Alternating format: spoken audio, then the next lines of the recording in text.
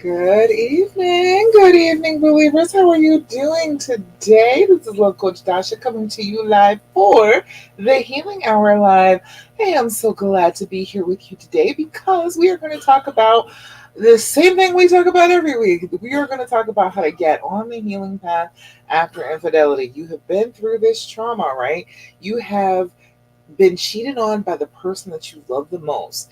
And even though everybody says that you should just walk away, you should just not be a doormat, you should just leave the whole relationship, you should walk away from this whole thing, you don't want to do that. You feel like you still love this person. Even though they hurt you, even though this is big time hurt, this is not little hurt, this is big time pain and trauma, you still do love this person and want to continue on with the relationship.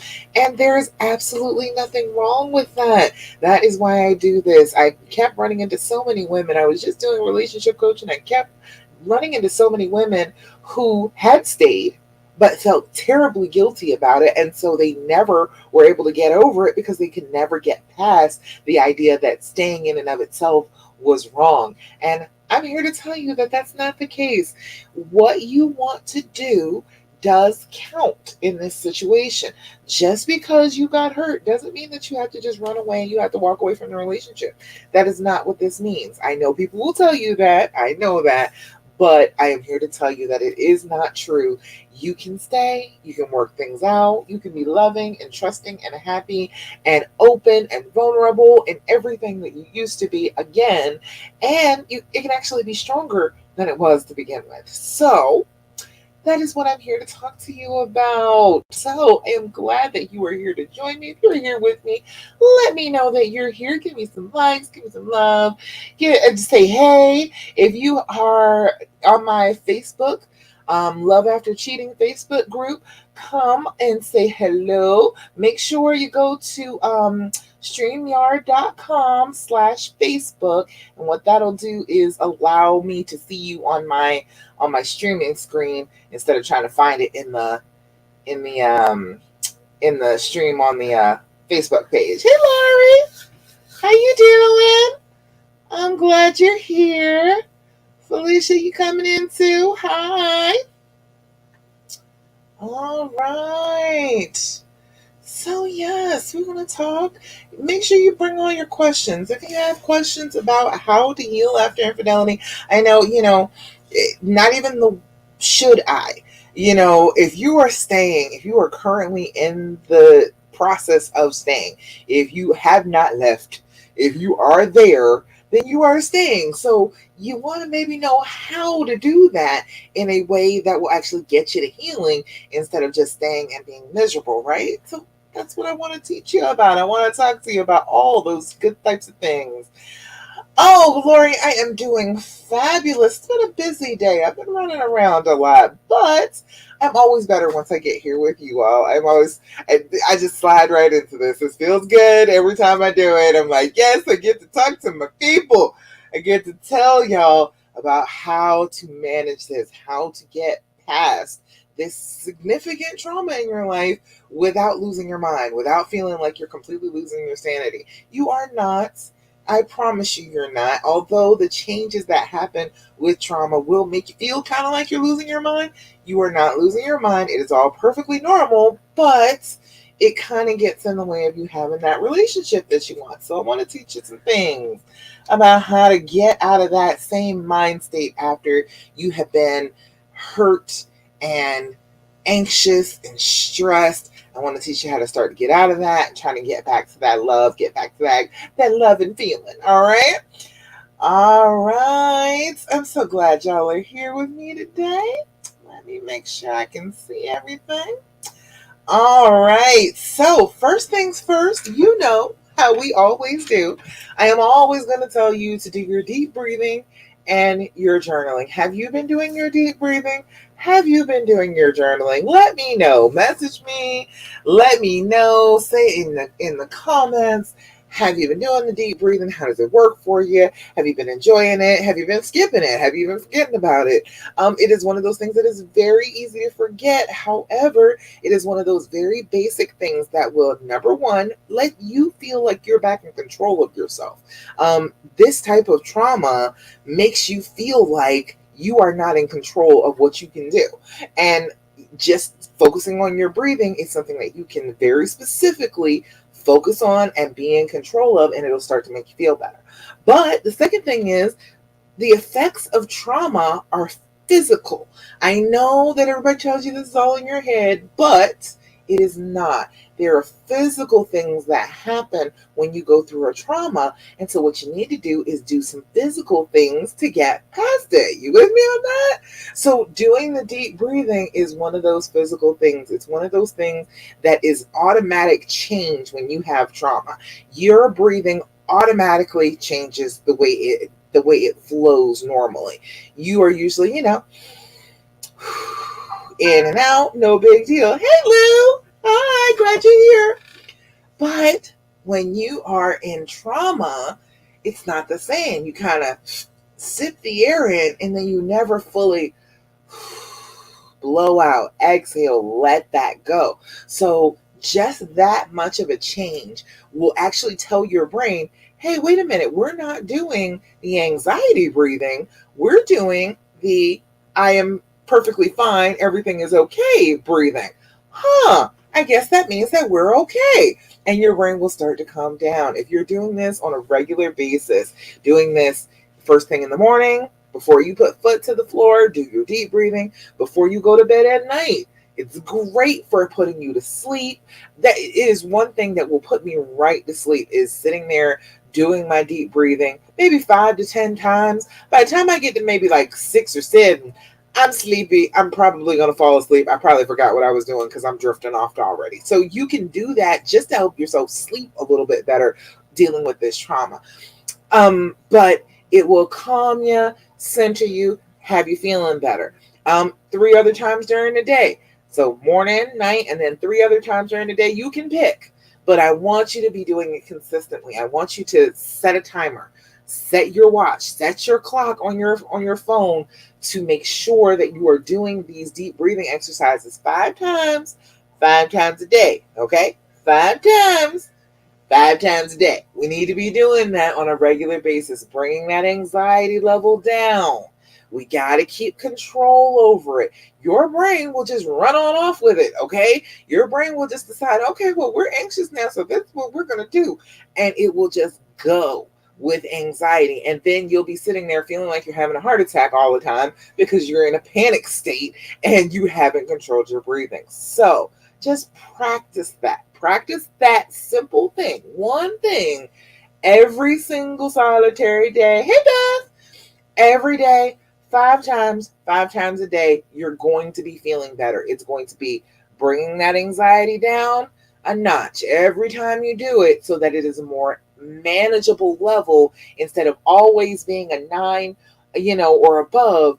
You can just get triggered by anything if you're always an 8, a 9, or above. So you got to bring that down so that you can get control of your reactions, of your emotions. Okay? Does that make sense? Hope it does, but we're going to do our deep breathing together. We always do it together. I'll show you what you need to be doing. What you want to do is you want to blow out, deflate your lungs, get them all empty so you can have some space to get some oxygen in. You're going to breathe in slowly through your nose or through your mouth if you can't breathe through your nose right now, pollen. You're going to breathe in for a count of 4. I'm going to hold that breath for a count of 7, and then you're going to blow out like you're blowing out birthday candles, like you have 100 candles that you need to blow out in one breath so that you can get your wish. We're going to blow them all out in one breath and make the sound. Make that whooshing sound. Make the sound of the air escaping your body, because you are creating a good trigger when you do that. You are creating the sound of me blowing out is the sound of me getting control of my feelings, getting control of my anxiety so that it is not running me, that I can function and I can do what I need to do without feeling overwhelmed. That's what that sound is going to start to become for you. Beth, you said your husband has noticed you just going from time to time.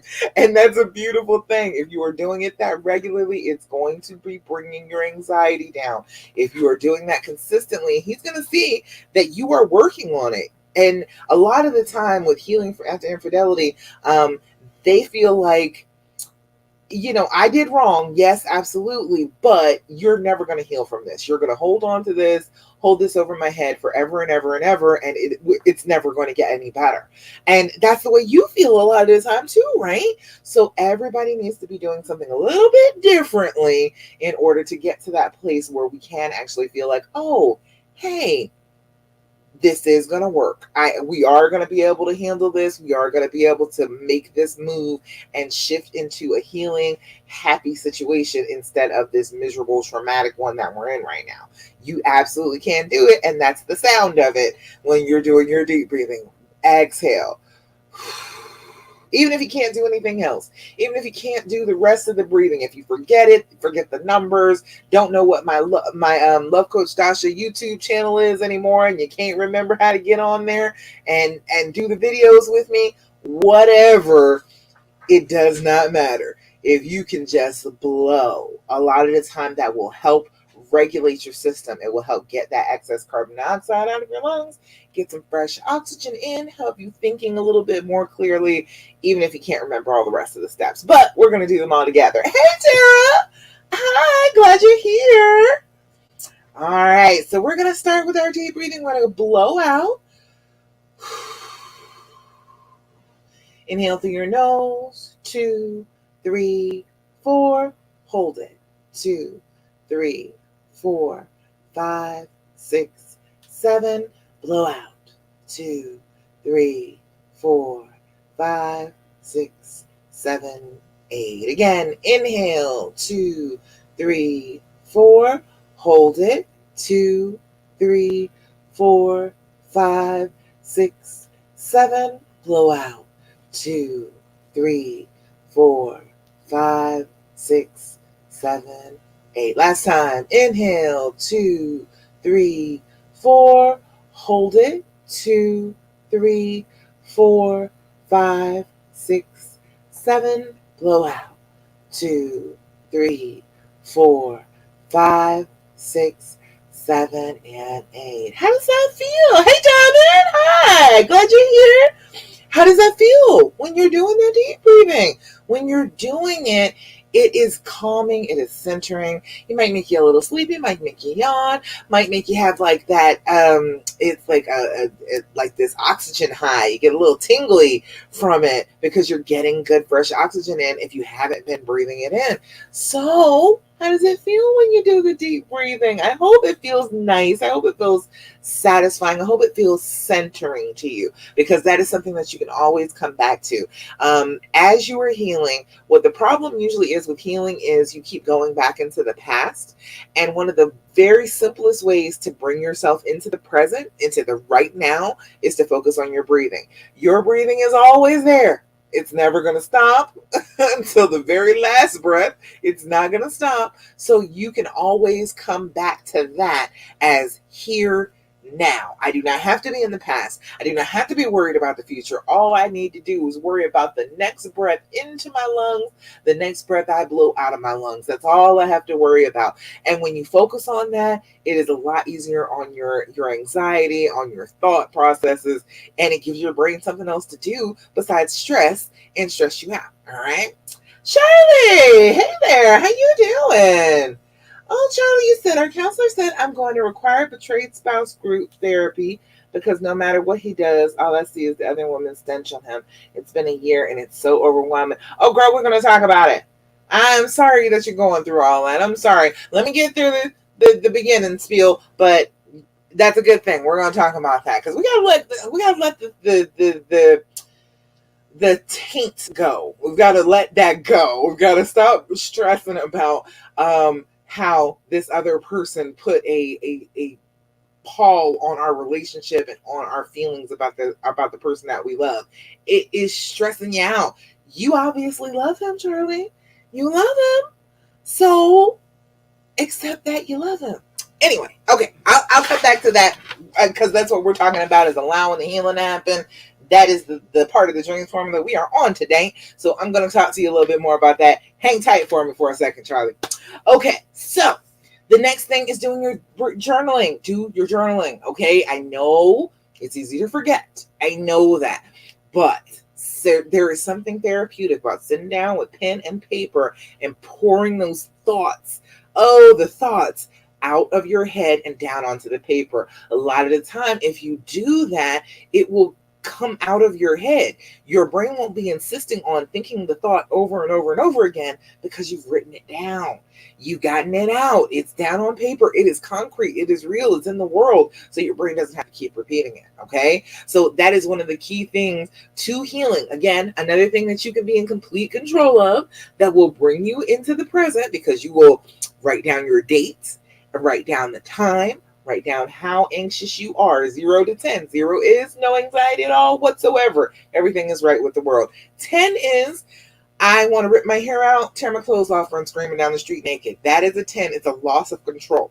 So wherever you are, you're going to be sitting down in that moment, writing down your number, writing down the date and the time, and you're going to be bringing yourself into the present, which you need to be able to get over past trauma. Okay?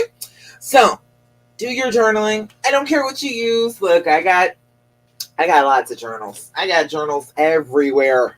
Got journals all around me. Look at that. Look how pretty that is. It does not matter what journal you use. It doesn't matter what pen you use. If you just got to, you can use an app on your phone. I know I want you to write it, but if you really can't, or Felicia was saying before she got carpal tunnel, it's a little hard to do all that. You can use an app on the phone, but if you can, write it down. If there's something therapeutic about it, something that gets it out. Hey, Alita. Hey, how you doing tonight? Glad you're here. Everybody's showing up tonight. Wow, everybody was feeling me tonight, huh? I'm glad you're here. All right. Okay, so got the journaling, got the deep breathing. Y'all been doing the journaling? Y'all been doing the deep breathing? Everybody's here with me now. Give me likes, give me love. And if you haven't been, tell me why. Tell me why you haven't been doing your deep breathing and your journaling. Because I know it's easy to forget, but just comment why exactly you haven't been doing it if you haven't been doing it. I want to hear about it. All right. The next thing that you can do that will help you helps you stay in the moment, helps you stay more focused on the positive than on the negative, is to be grateful about things, to remember that good things do happen in your life. And that's what we do every Thursday. We tell each other good things that happen during the day. And nobody did today. What? I'm shocked. We don't have anybody mention anything for Thursday. Well, that's all right, because I do know that Touchy Tuesday went well, didn't it? I saw. Okay, who did I see? I saw a couple of people for Touchy Tuesday. Post in the comments if you got something for Thursday. If you got something good, something wonderful happened, things went well. Anything positive, give it to me. I want to shout you out on live. Okay.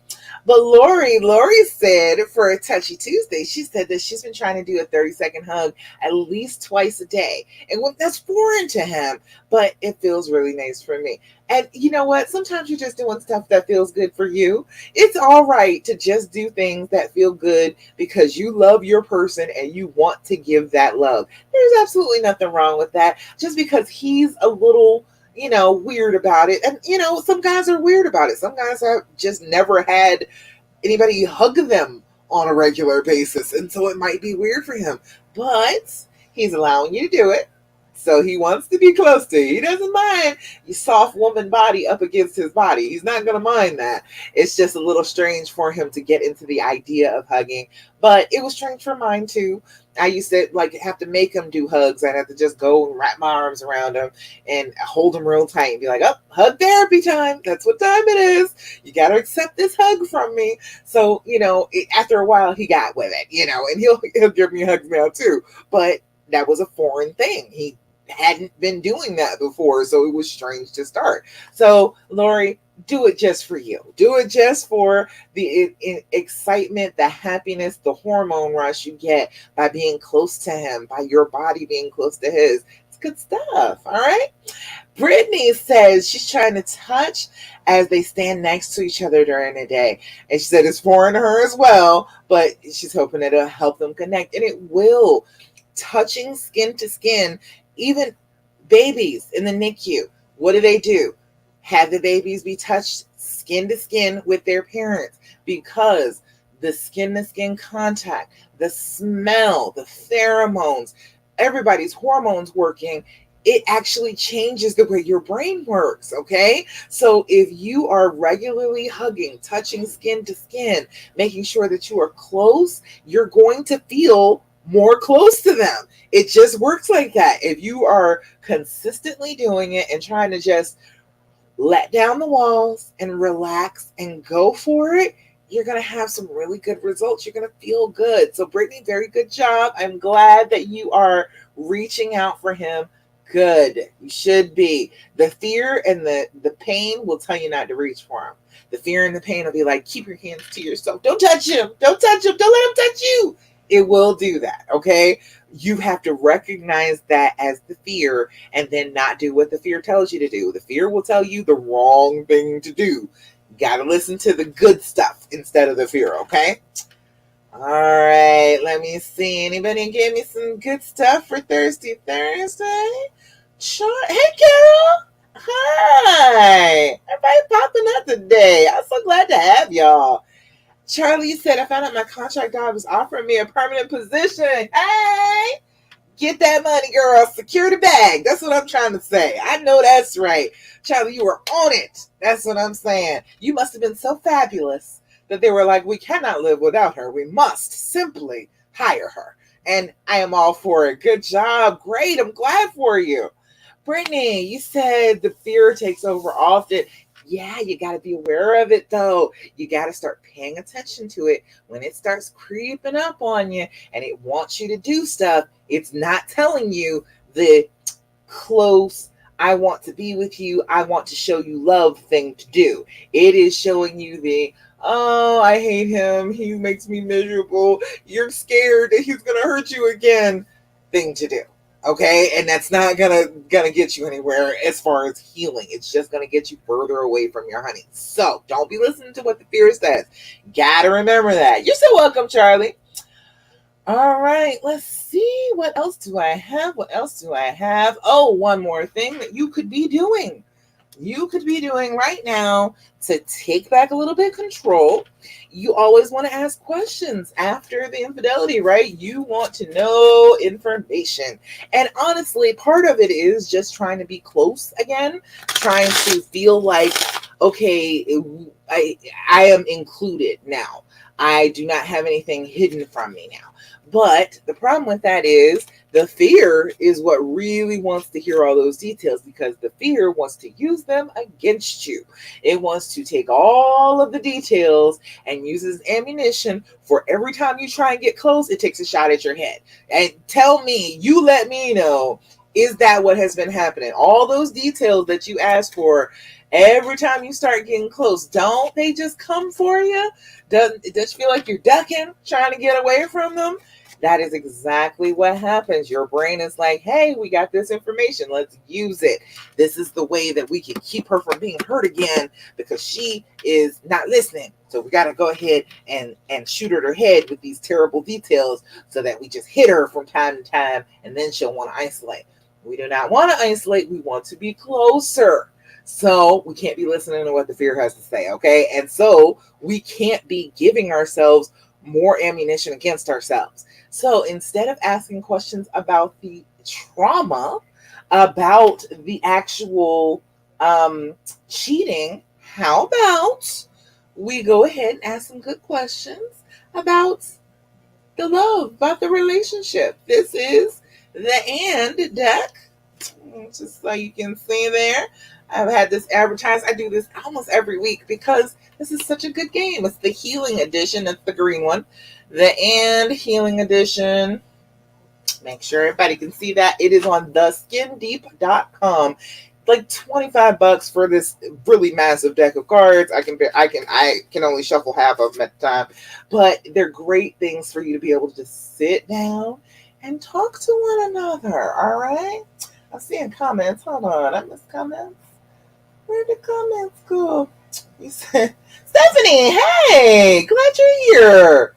Brittany said every time the fear just jumps on you, you keep on doing what it tells you, huh? Gotta be directing yourself not to do what the fear says, because when the fear, and you can tell what it is. Think about how you feel when you do those things, right? It's a feeling somewhere in your body. Tell me about where it is. Everybody, take a moment and think about it. Where is that feeling in your body when you're about to do something that is going to set you back in your healing, that is going to create an argument, that is going to make you all tense and testy with one another because the fear is screaming in your ear? Where do you feel it in your body? All right. If you start to recognize where you feel it in your body ahead of that, you'll be able to stop it before you actually do it. Okay. Hey, Stephanie. Hi. All right. Let's see. I'm going to do these, but you all tell me in the comments where you feel it in your body when you're about to say something out of your mouth that you know you probably shouldn't say, that's going to be poking the bear and starting a disagreement. And you're going to say, I was just expressing my feelings. I know you're going to say that. I know you are. But you were starting an argument, okay? I know. I did it too. I fully feel you. I know it feels like you're just trying to express your feelings, but it is a fear response. It is, I am trying to gather up enough information to justify my fear. So think about where you feel it in your body and how it comes out. Charlie, you said in your brain. Feels like it's gonna explode, right? It's trying to get out and say whatever it wants to say. I know that's right. Brittany said you feel it in your chest and in your shoulders. Exact. That's a lot of it. It's that tightness across your shoulders. You're raising them up around your ears. You are tightening up all the muscles along your back. Yes. Stephanie, you said your heart, right? It's right here. It feels like it hits you and thump in the middle of your chest, and then it's like your heart gets broken and shattered into a whole million pieces, right? It so much of those things, that is where a lot of people feel it. All of these things that you're saying, Lou, you said your chest and your stomach. Yeah, it could be up here, like your solar plexus. It feels like when you get punched in the gut and you can't breathe. That feeling. It could be lower down in your stomach, make you feel nauseous, make you feel like you're going to be sick to your stomach.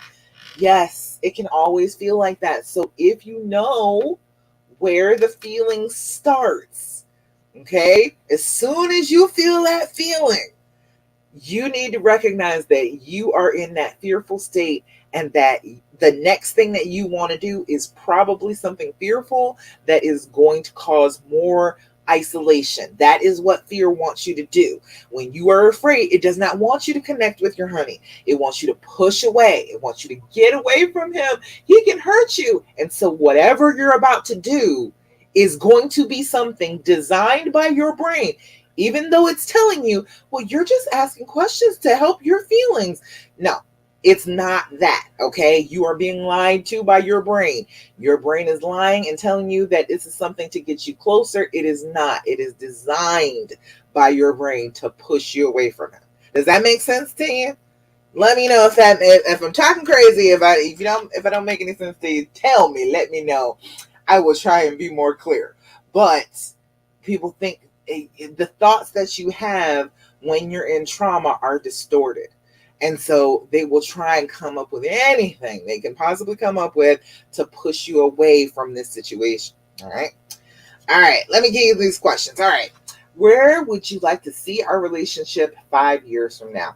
That's a good question, right? Just a little forward thinking. Where would you like to see our relationship 5 years from now? Can you see that on there? There we go. All right.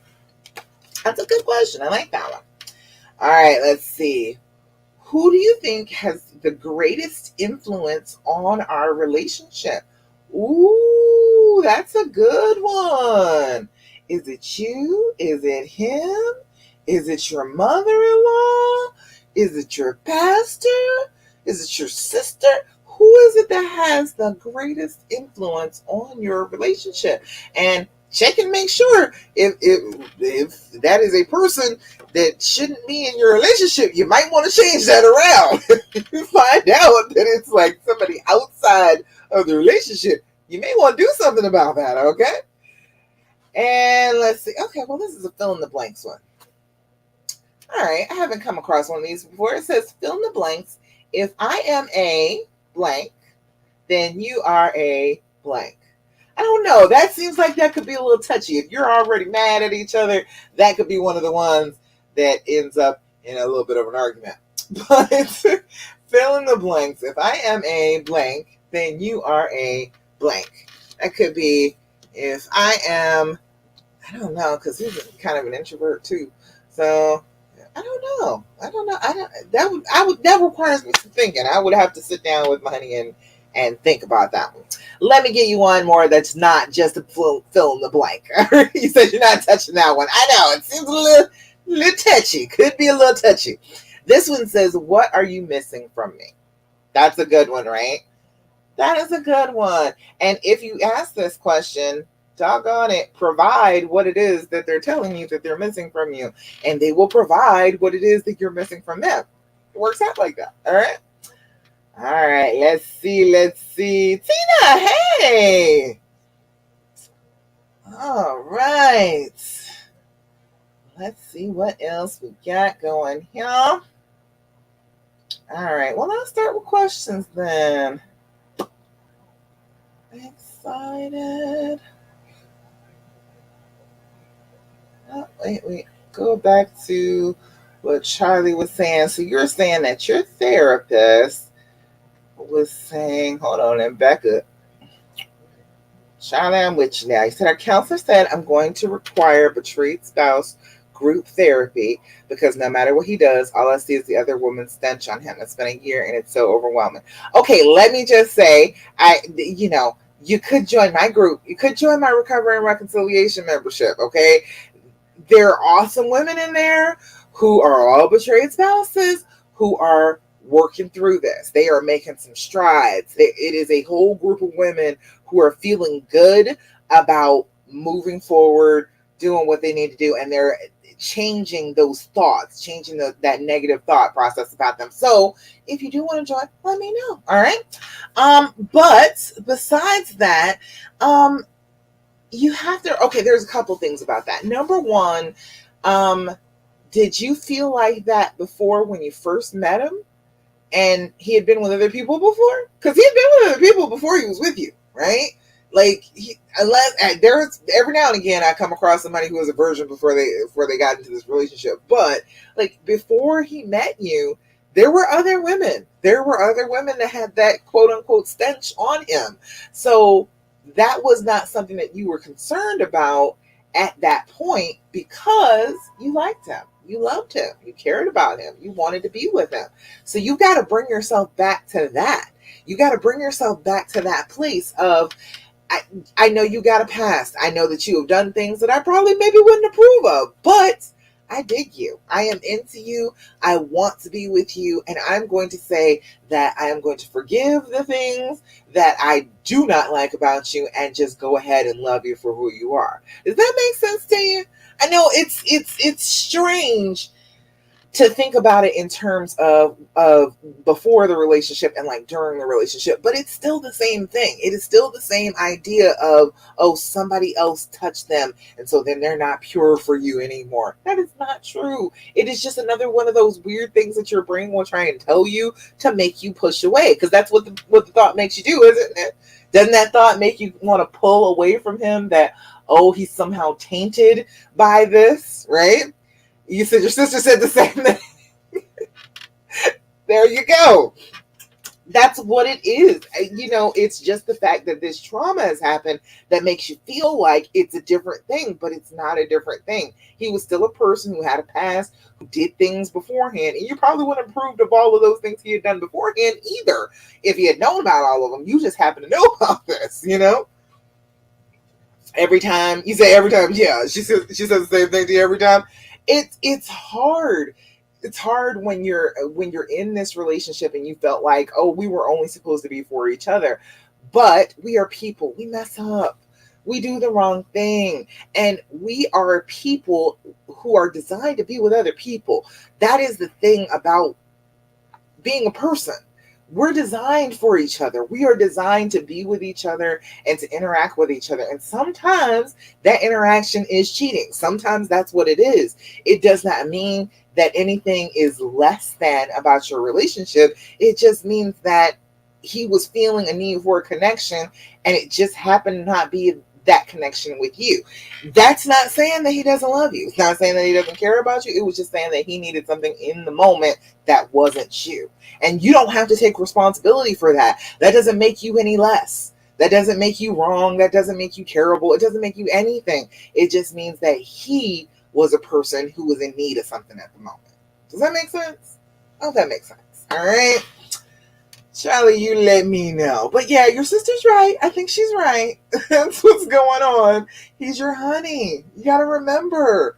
Remember how you feel. Remember how you felt when you first met him. Remember when your heart melted.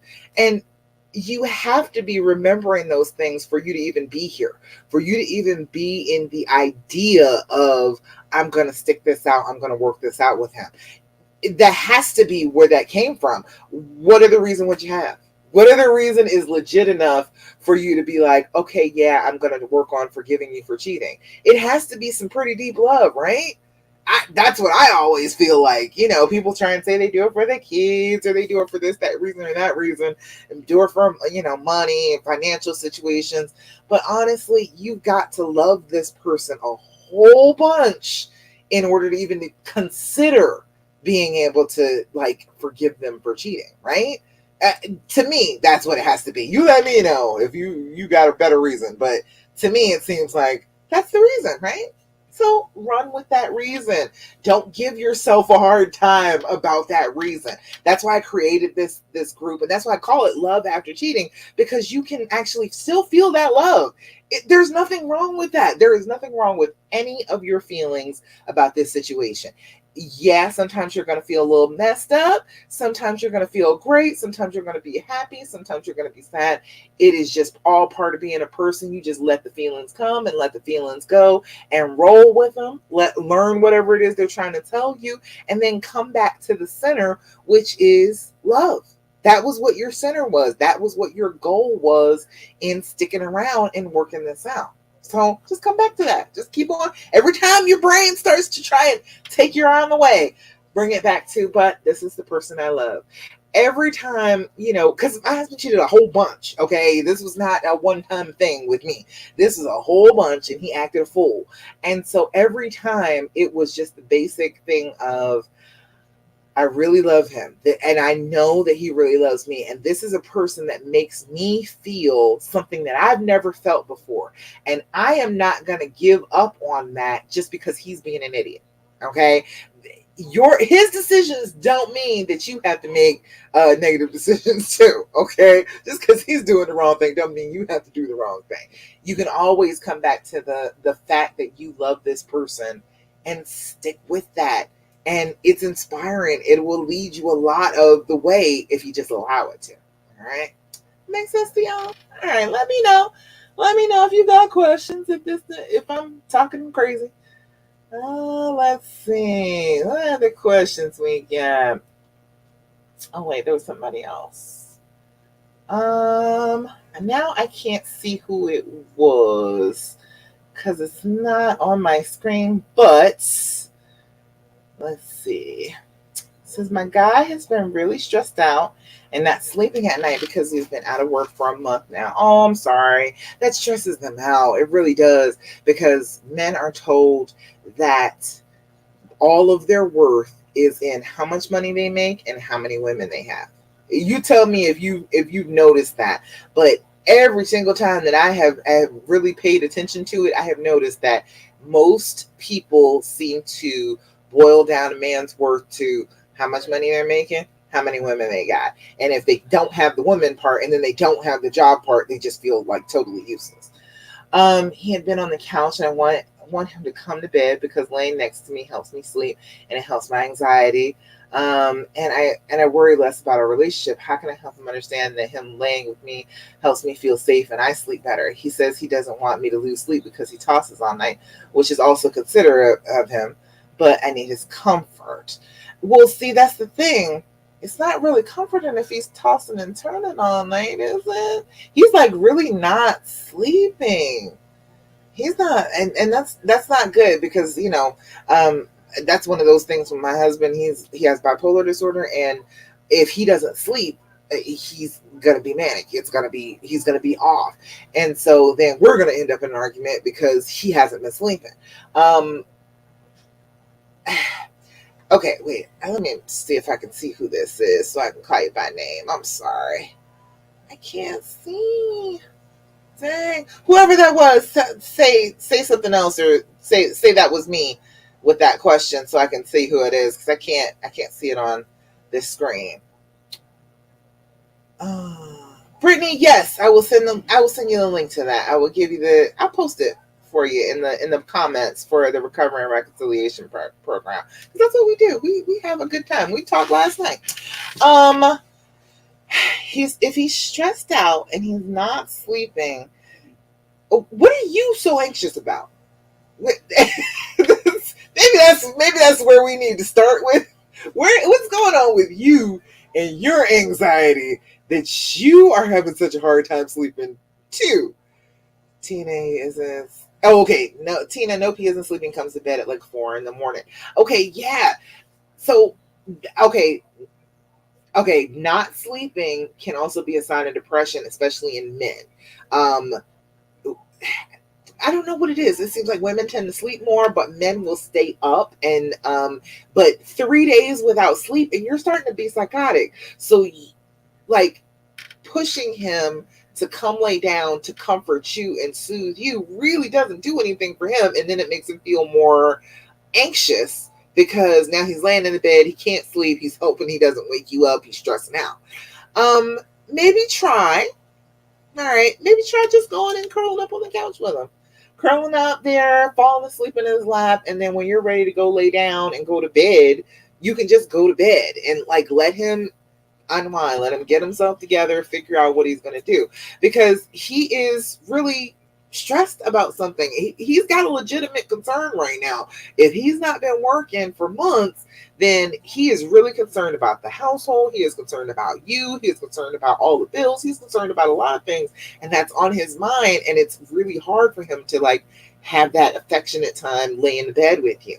So he said, I'm missing the affection, and sometimes I'm worrying if it's me. It's not you. It's not you. Don't make it all the time. Do not make their thing about you. You do not have to internalize everything your mate is going through. If they are going through stress, that doesn't mean I need to get stressed out too. The loving thing to do at that point is, I see you, babe. I see you're stressed out. Let me keep myself together so that I can be the one to be balanced, to be okay.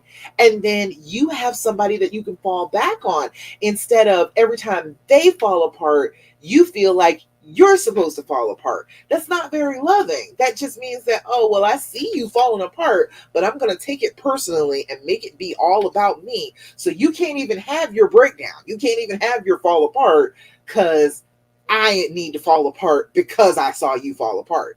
It's not really loving. So try and maybe be the rock, be the person, be the one that, stand up for them and be like, okay, I see that you are stressing out. I'm not going to take this personally. I know what this is about. I know what's going on with you. I am going to soothe you. I'm going to console you. I'm going to help you with resumes. I'm going to send out your applications. I'm going to talk to people. I'm going to ask about jobs. I'm going to do all of that, and I'm going to assist you with this. I am not going to fall apart just because you're falling apart. And then don't make it be like, oh, you got to come go to bed with me all the time.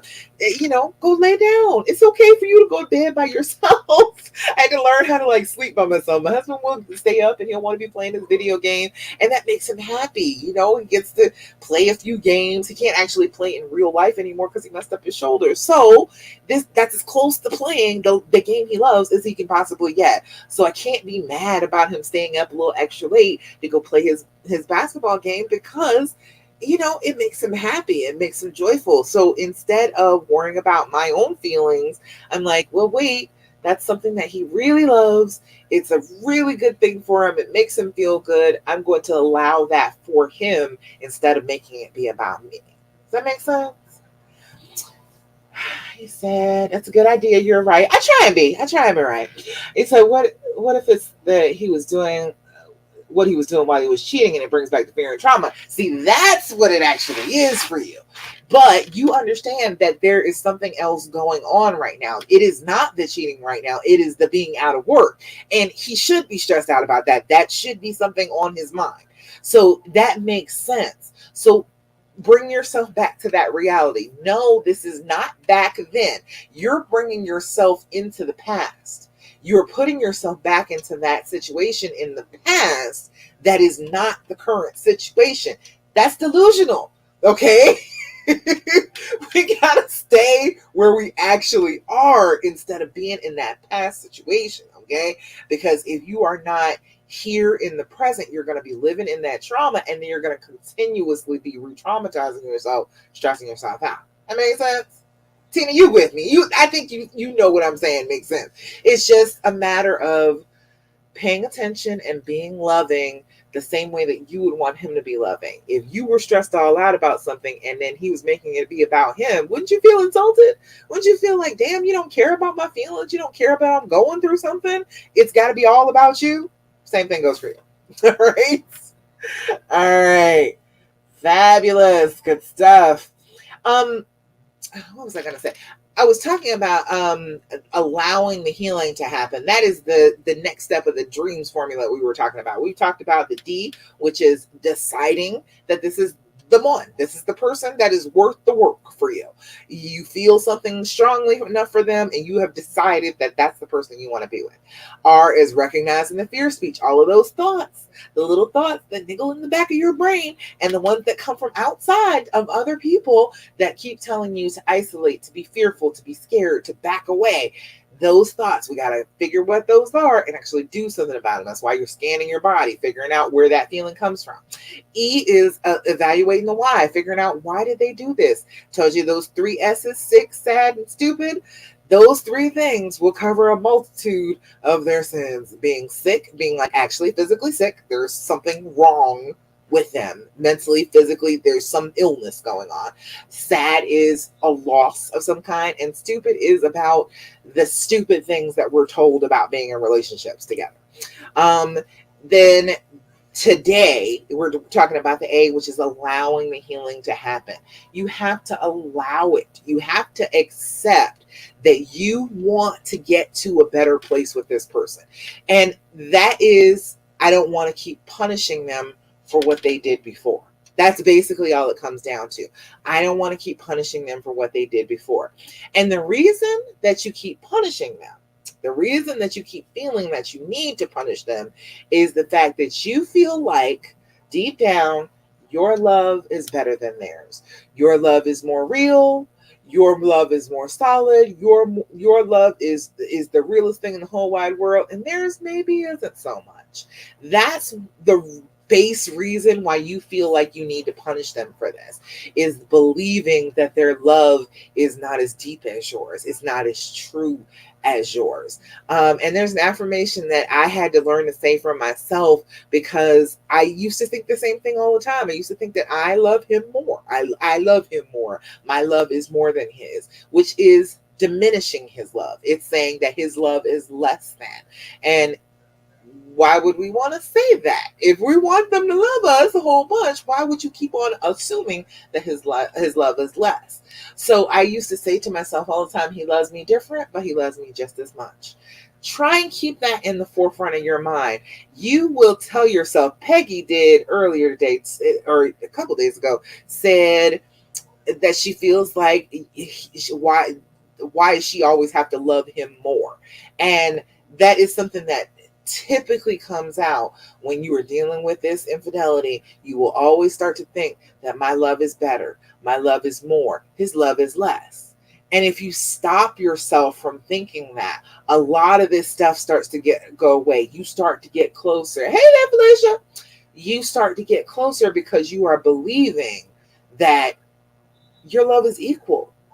He loves you just as much as you love him. If you started to think that, wouldn't that change what you thought about those negative thoughts, all of that fear speech that is coming to your brain? Wouldn't you think a little bit differently about that if you believed that he loved you just as much as you love him?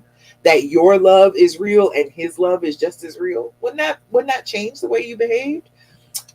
Think about that a little bit, because that's one of those things. Absolutely. Yes, it is one of those things that always pops up. You're always going to feel like your love is better. And that's not a very healthy or loving thing to think, is it? So we've got to get control over that. Start to remember that they love you just as much. I don't have to punish them for not loving me as much because they love me just as much. That makes sense? Hope that makes sense. All right. Got a couple more questions. Alicia, you said your phone was low. I know, right? It messes with you when you're trying to get online, see a video. Throw you all off. But that's okay. You made it. You were with me. I did questions earlier, so you can watch them on the replay.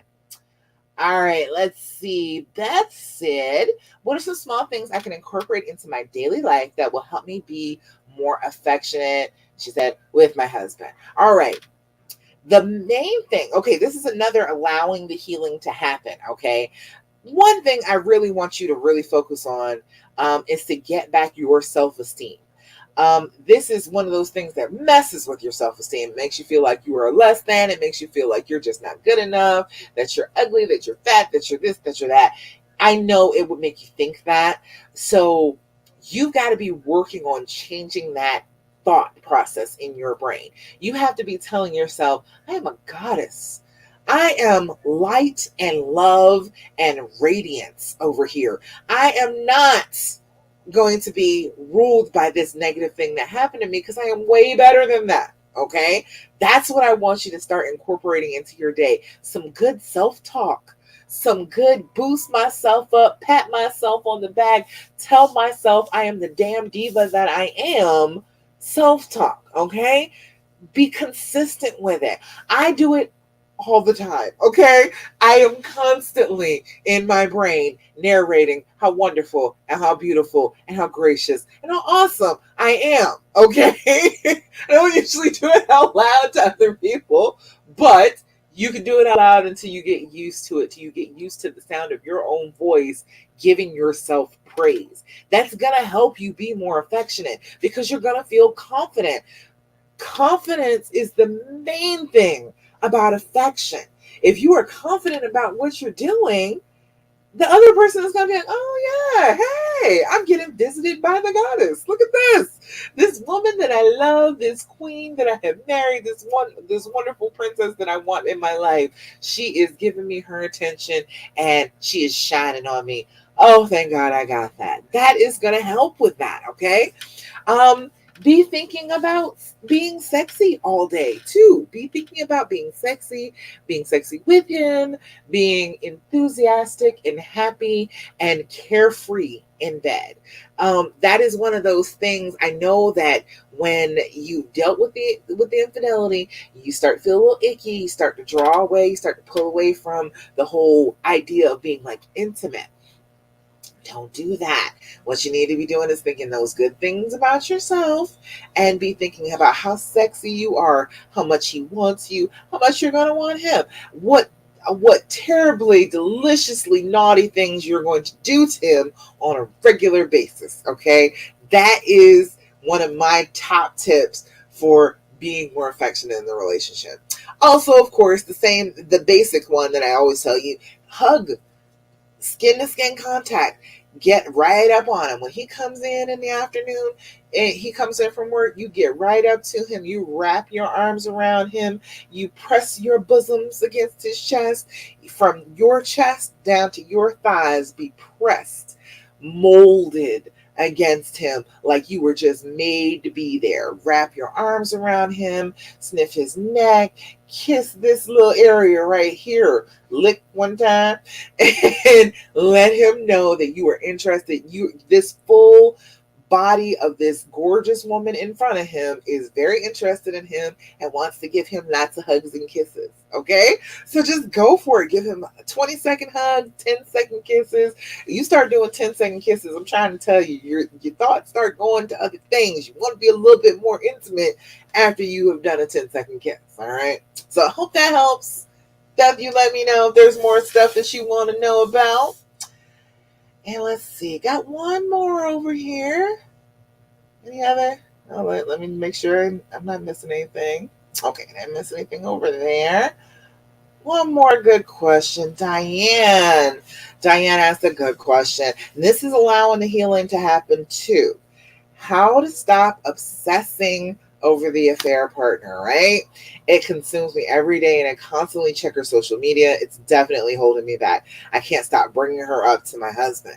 The thing is, you have to realize when you're doing that, you are acting like you are more in love with her than you ever thought that he was. That is what you need to be believing about yourself. When you are doing that, when you are like, I'm going to stalk her page, remind yourself, okay, but that means that you're just in love with her. It means that she must be special because you are just as interested as he was. You are into it. You want to know everything about her. You are fascinated with her. Now, if you don't feel like that, if you are not in love with this woman, you need to stop acting like it. All right. You need to let it go. You need to stop talking about her, bringing her up. How is he supposed to get over her? Not think about her anymore if you keep bringing her up. Now, every single time he's with you, you're bringing up another woman. So you're taking all the focus off of you and putting it onto somebody else that he is not with, that he doesn't want to be with. He wants to be with you. So you got to correct that. You got to check yourself on that. First thing is go block her on social media. Do not go to her page anymore. You have to stop that, okay? The stalker thing is not cute. It's not cute on any of us, okay?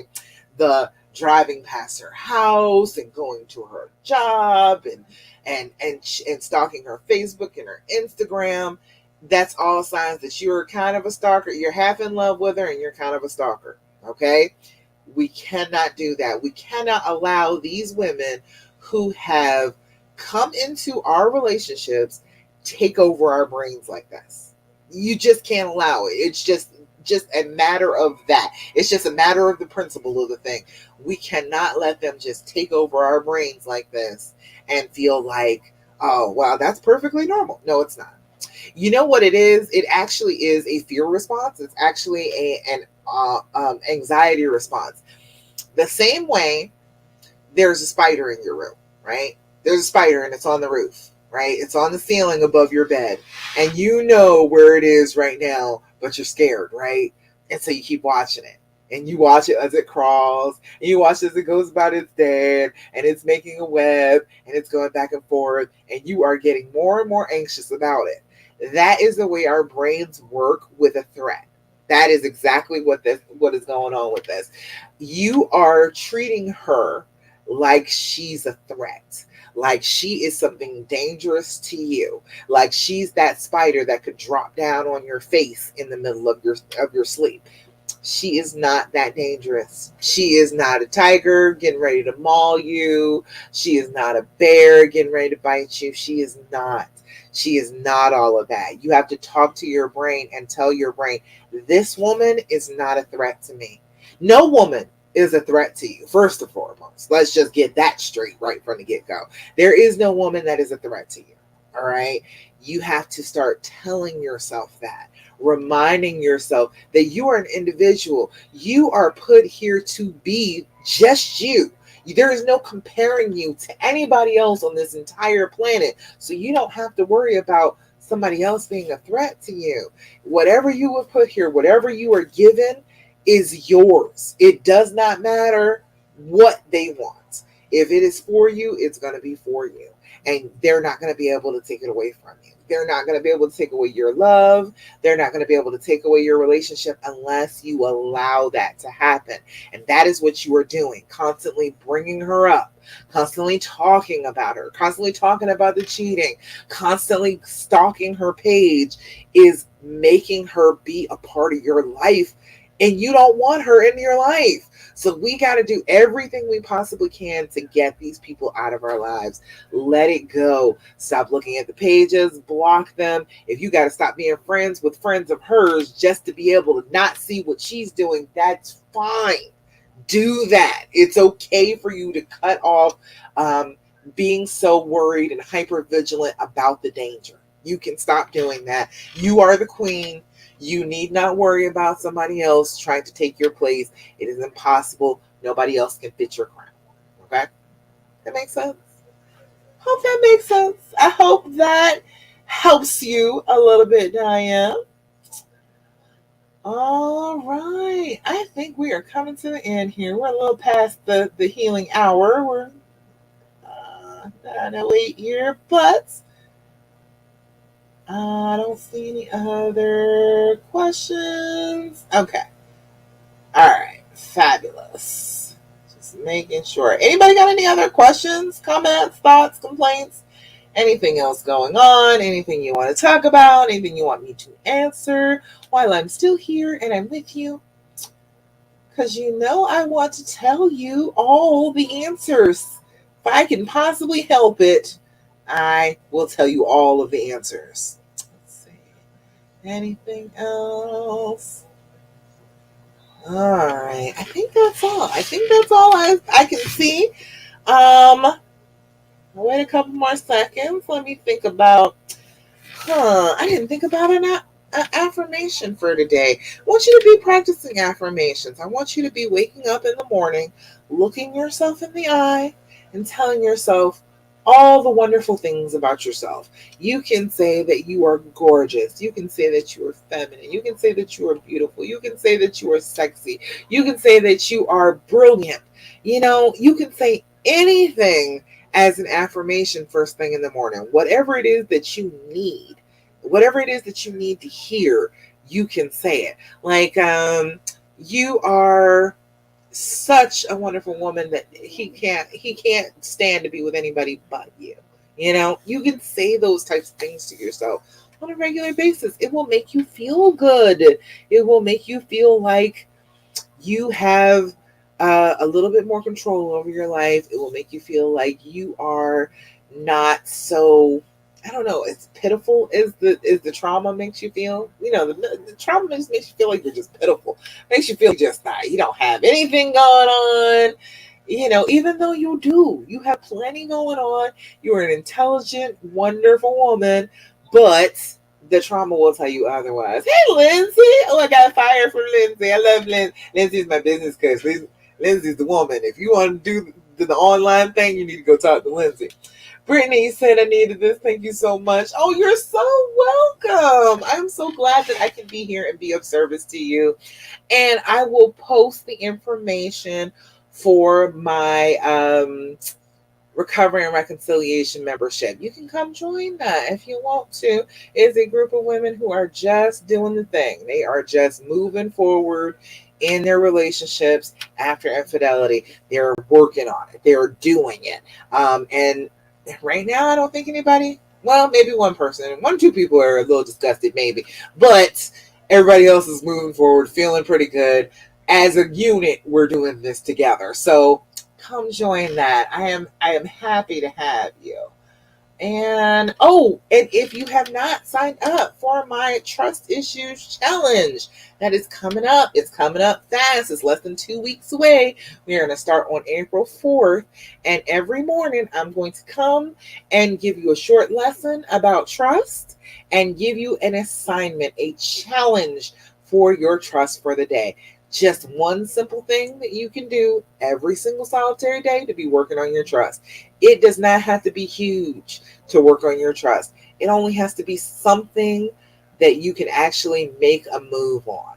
That's all it has to be. That's how you build your trust. You build that muscle. You work it out. You're going to have resistance. I know, but you just keep on pumping that resistance. You keep on working those muscles, they get bigger. Okay. So that is what we're doing all week to give you a little bit of hope that you can get your trust back with the Trust Issues Challenge. All right. So go sign up for that. It's in the very top of the page on the Love Coach or the Love After Cheating page. I need to go put it on Love Coach Dasha. I'm going to go put it on Love Coach Dasha tonight. It is in my Instagram, in my link tree on Instagram. So just go click the link. All I need from you is your name and your email address, and you're in. That's it. That's all I need. And we have prizes. So in addition to actually working on your trust, you might win a prize. So go sign up so that you can be a part of the prize drawing. All right.